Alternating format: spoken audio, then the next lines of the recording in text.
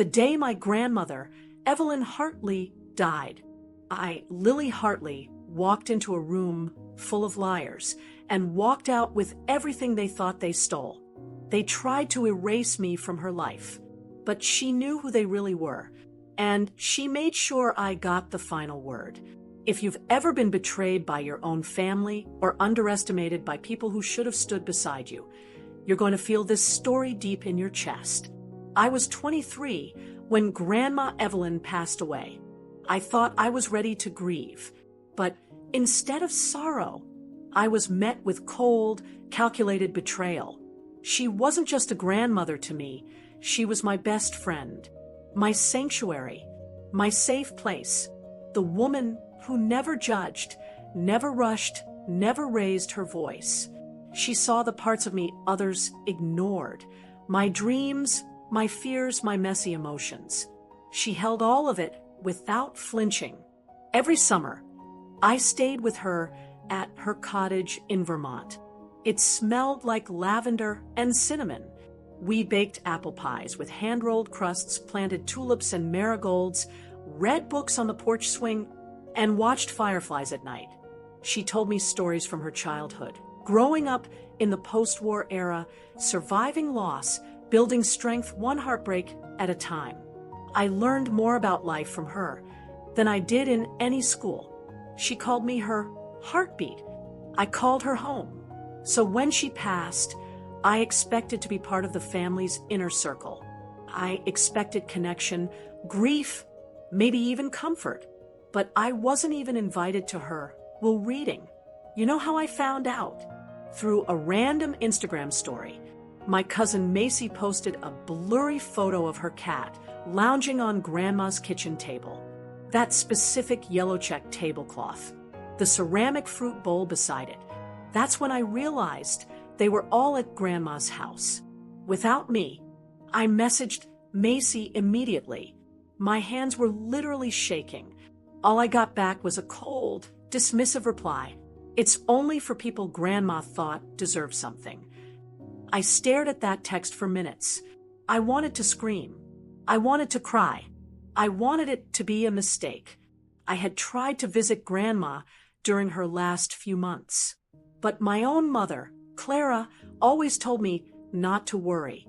That Grandma was doing well. That she didn't want visitors. That she was tired. I trusted her. I believed my own mother. But it turns out they kept me away. Deliberately. They told Grandma I was too busy. That I was traveling. That I didn't care. They lied. And they made sure I was completely shut out. Still, I got in my car and drove 3 hours to Vermont. I didn't want money. I didn't care about the inheritance. I just wanted to walk into that house one last time. Smell her perfume. Feel her presence. Whisper goodbye.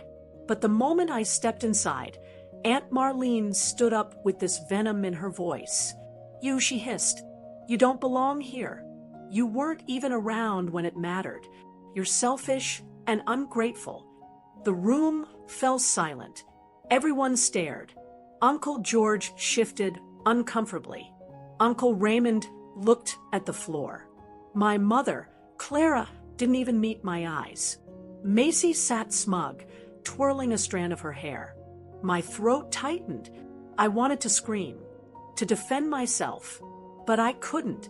I turned to leave, holding back tears. And then I heard a voice. "Come. Steady, Miss Lily Hartley," said Mr. Talbot, Grandma's lawyer. "Your grandmother left something for you. She requested it be delivered privately." The room froze. He handed me a sealed envelope. My hands were trembling. It was her handwriting. "My sweet girl," it read, "if you're reading this, they probably tried to cut you out. I'm sorry. I saw their true colors a long time ago. That's why I made sure the real will is safe, in the Citibank safety deposit box, registered in your name. They'll get the house. But you, my love, you get everything else. My stocks, my savings, my jewelry, and the full rights to my children's book series. I trust you to protect it with the heart I always saw in you. Love, always, Grandma Evelyn. I couldn't breathe. Not from greed, but from the flood of validation. Even after death, she had protected me. She had seen me. Someone had finally, truly stood by me. 1 week later, I returned, but this time I wasn't alone. I brought my lawyer, Carla Jennings. We walked into that same living room. Mr. Talbot greeted us politely. The air was thick with awkward silence. This time, we held the real will. Notarized, certified, indisputable. Mr. Talbot read it aloud, slowly, word for word, every account, every asset, every intellectual property right. All of it was mine. Marlene's face crumbled. George whispered something under his breath. Raymond didn't move. Macy stopped smiling. Clara, my mother, sat frozen. I didn't smile. I didn't cry. I didn't even look their way. I simply stood, thanked Mr. Talbot, and walked out. They had each other, but I had her legacy. They could never touch what really mattered. And the best part, they never saw it coming. Because revenge doesn't always come loud. Sometimes it arrives sealed in an envelope, signed with love, sealed with truth. If you've ever been erased, ignored, or doubted by the people who should have lifted you up, just know your worth doesn't need their approval. And sometimes karma wears pearls, writes in cursive, and leaves justice locked in a safety deposit box.